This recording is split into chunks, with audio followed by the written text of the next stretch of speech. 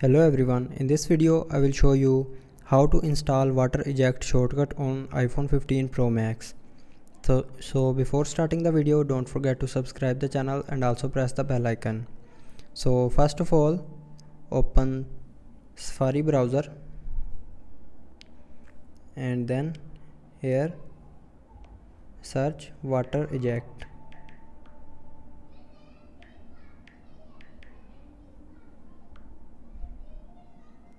Now here click on the first link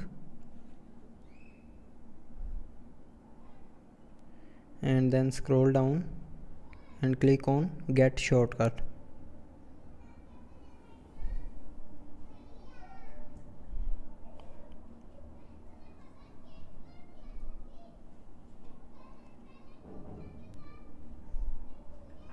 Now click on add shortcut and now you can see water eject shortcut is added.